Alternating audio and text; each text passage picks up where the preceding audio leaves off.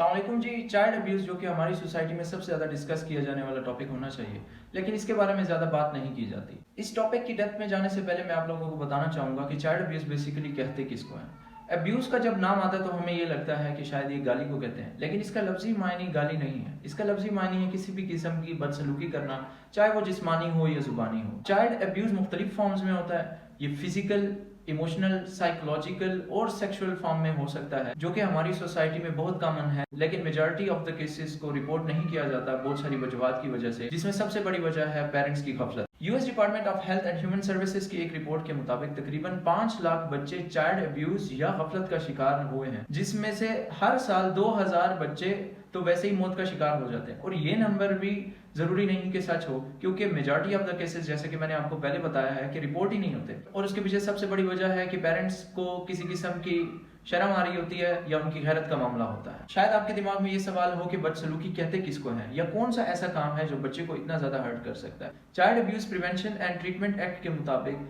हर वो काम बदसलूकी है जो बच्चे को दिमागी तौर पे, जिस्मानी तौर पे बीमार कर दे या बच्चा मौत का शिकार हो जाए। अब आपको इस चीज से अंदाजा हो गया होगा कि इस तरह के ज्यादातर काम उन्हीं लोगों की तरफ से होते हैं जो बच्चे के सबसे ज्यादा करीब रह रहे होते हैं, और सबसे ज्यादा करीब लोगों में भी माँ बाप सबसे आगे होते हैं। HHS की एक रिपोर्ट के मुताबिक जितने भी बच्चे चाइल्ड अब्यूज का शिकार होते हैं, उसमें तकरीबन 75% बच्चे गफलत का शिकार होते हैं। माँ बाप की गफलत की वजह से वो चाइल्ड अब्यूज का शिकार हो जाते हैं। मसला ये है कि चाइल्ड अब्यूज कौन कौन सी शक्ल में हो सकती है। सबसे इंपॉर्टेंट जिसके बारे में बात करनी चाहिए वो फिजिकल और इमोशनल अब्यूज है।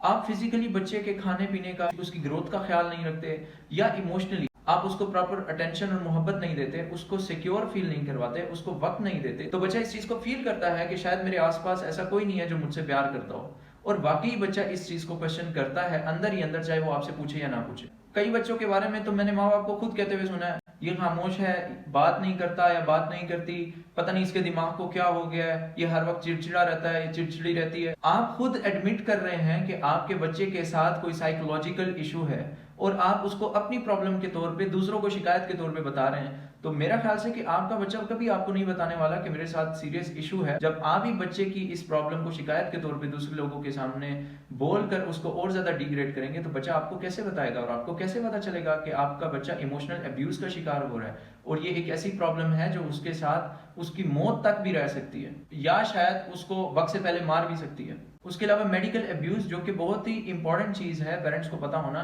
कि आप अपने बच्चे का वक्त के साथ साथ ट्रीटमेंट कराते रहा करें। बहुत सारे पेरेंट्स ऐसे हैं, वो डॉक्टर के पास लेके जाते हैं, बच्चा बड़ा हो गया, डॉक्टर बता रहा है कि आपके बच्चे के साथ बाय बर्थ फ्ला प्रॉब्लम है, और पेरेंट्स कह रहे होते हैं कि हमें पता ही नहीं था अब तक, क्योंकि आप अपने बच्चे को प्रॉपर चेकअप नहीं कराते। कोई प्रॉब्लम्स ऐसी होती हैं जो बड़े हो के उसको पता चलती हैं, बच्चा खुद अपने मुंह से बोल रहा होता है कि मेरे साथ ये प्रॉब्लम है। पेरेंट्स को नहीं पता होता कि हमारे बच्चे के साथ ये मसला है। ऑब्वियसली आपको एजुकेशन का भी ख्याल रखना चाहिए। जरूरी नहीं कि आप अच्छे से अच्छे स्कूल में बच्चे को दाखिल कर दें, अच्छी सी अच्छी एकेडमी में शाम में भेज दें, सारा दिन बच्चा किताबों के आसपास बैग इतना बड़ा लटका के बस घूमता रहे, तो आपकी जिम्मेदारी पूरी होगी। ऐसा कभी भी नहीं हो सकता। माँ बाप की जो तरबियत है वो सबसे ज्यादा जरूरी है। उनकी अटेंशन होना, उनकी सुपरविजन होना बच्चे के सर पर बहुत ज्यादा जरूरी है। आप कितने भी पैसे खर्च कर लें, लाखों रुपए लगा लें, लेकिन आपके बच्चे की कोई तरबियत नहीं कर सकता जब तक आप उसके पास नहीं है, जब तक जो कम्युनिकेशन गैप आपने बीच में क्रिएट किया हुआ है वो खत्म नहीं होता। बहुत जगहों पे आपका बच्चा फिजिकल अब्यूज का शिकार हो रहा होता है, लेकिन आपको पता नहीं होता। फिजिकल अब्यूज बहुत जगहों पर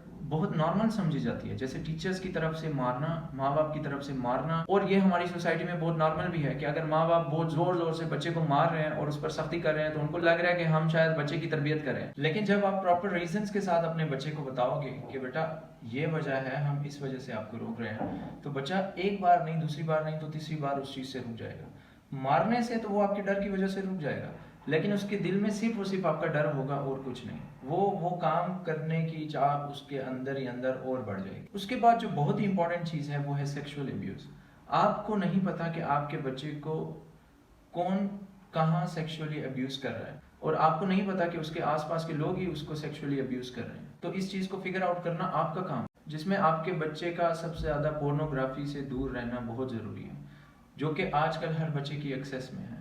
हर बच्चे को इस बारे में बता दिया जाता है, उसके माइंड में क्वेश्चन मार्क आ जाता है, और फिर वो उसको सबसे पहले तो आउट ऑफ क्यूरियोसिटी देखना चाहता है, उसके बाद उसको इस चीज़ की आदत पड़ जाती है और वो चीज़ कंटिन्यू हो जाती है, लेकिन आपको इस बारे में पता नहीं चलता क्योंकि आप तो गफलत का शिकार हैं। हमारे माशरे में सबसे बड़ी प्रॉब्लम यह है कि पेरेंट्स को खुद पर कॉन्फिडेंस बहुत ज़्यादा होता है। उनको लगता है कि जब भी उनके बच्चे के साथ कोई प्रॉब्लम होगी वो सीधा आके उनको बताएगा, लेकिन ऐसा कभी नहीं होता। उसके पीछे क्या क्या वजूहात हो सकती हैं वो मैं आपको बताता हूँ। सबसे पहले तो बच्चे को ये डर होगा कि कहीं पेरेंट्स मेरी बात सुन के मुझे ही ना ब्लेम कर दें, वो ये ना बोल दें कि तुम्हारी वजह से ये काम हुआ है। और कई केसेस में ऐसा भी होता है कि जो उनको सेक्सुअली अब्यूज कर रहा होता है या उनको पोर्नोग्राफी की तरफ एक्सपोज कर रहा होता है, वो उनको थ्रेट भी कर रहा होता है कि अगर तुमने जाके किसी को बताया तो तुम्हारे साथ भी ये होगा।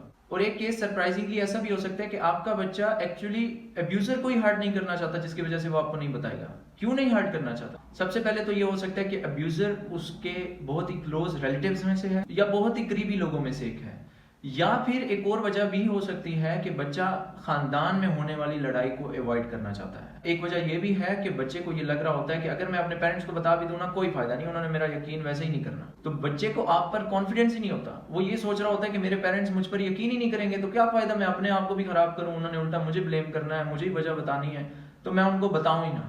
जिसकी वजह से वो बच्चा अपने अंदर ही वो बातें रखता है। और ये भी क्यों हो रहा है? आपकी गफलत की वजह से, क्योंकि आपने बचपन से ही ऐसा तरीका इख्तियार किया कि उसने जैसे ही कुछ गलत काम किया आप बस मार दाड़ करके बस हो गया काम, तो साइड पे हो जाओ।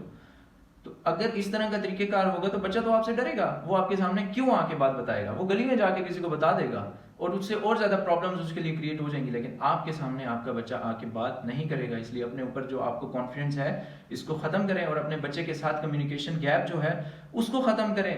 कम्युनिकेशन जितनी ज्यादा होगी बचपन से, उतना ज्यादा बच्चा आपके साथ कॉन्फिडेंट होगा। और बहुत सारे केसेस ऐसे ऑब्जर्व किए हैं मैंने जिसमें बच्चा अपने पेरेंट्स से जाके हर चीज डिस्कस करता है। और मेरी नजर में वो पेरेंट्स सबसे ज्यादा बेहतरीन है जो अपने बच्चे से सेक्सुअल मैटर्स से लाके दुनिया की हर बात डिस्कस करते हैं।